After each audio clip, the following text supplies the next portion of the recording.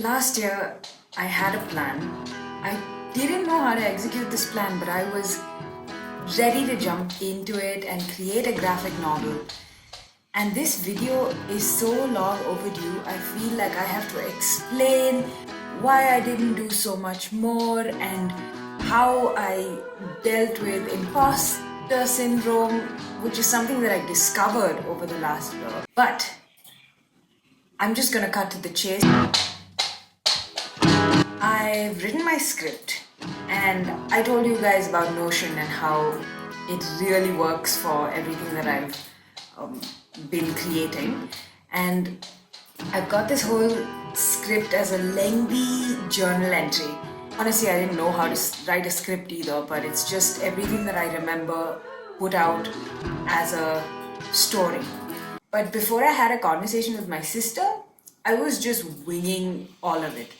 And then she stepped in and she kind of gave me this debrief about what storyboarding is. Shots that usually conveys that oh my god, this is so terrifying. She gave me a brief about what storyboarding is, and that set me off to search for more resources. And sometimes it's just that conversation that we need. I was trying to figure it out all on my own, but I'm so glad that I was open to learning and understand. That helped the most. And so I found storyboard artists.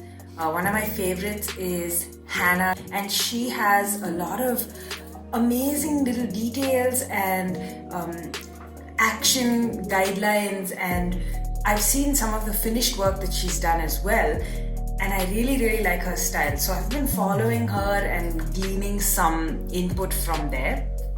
There's also Dan Berry, who happens to be offering a mentorship one-on-one for comic artists. And I'm thinking I will purchase a session when I have some clarity on what to ask him and how to go about that. And then there's also Jared Muralty. He is an artist that I've actually known for some time. All of these artists I've followed before with knowing that they were storyboard and comic specific. And this is interesting because they have not always been in that line. And that gives me hope as an artist myself to see how they've evolved into this particular line. So I can understand that it's possible. A couple months ago, when I was really doubling down on understanding storyboarding, is when I began to take other projects as well to understand how to create a storyline. So I've done two so far. One is the comic that I shared earlier called Osmosis. That is so interesting because I created the storyboard for that last year. I should have had a bit more confidence in my ability, and maybe because this was a shorter story, I was able to create that outline. But I'm glad that I did that and came back to it. I feel like I learned a lot before I could just actually put the idea down on paper after storyboarding. And I have to give a special shout out to Varsha, who was so patient. She wrote the entire story and she sent it to me, and we were supposed to collaborate on this in 2020, and it took me a while to figure it out. So thank you, Varsha. You were splendid. And I did another project with a client who was animating their story. My sister and I, the same sister who taught me how to storyboard, she's gonna come home and we're going to actually storyboard a video for a client. What are we doing today, Jesha? Oh, like that type of vlog. No, please don't put that in your video. And they wanted illustrations for it. I wasn't doing the animation, but I was just storyboarding and illustrating. And that was also a huge eye-opener, especially because the animation was done completely different to what I had in mind, and yet the storyboard worked.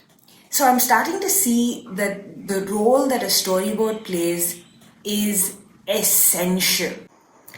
So this whole video is taken from some of my Patreon rewards. Like I share all of this graphic novel stuff on Patreon, but of late I've been feeling like I'm not able to do justice to exclusive Patreon content.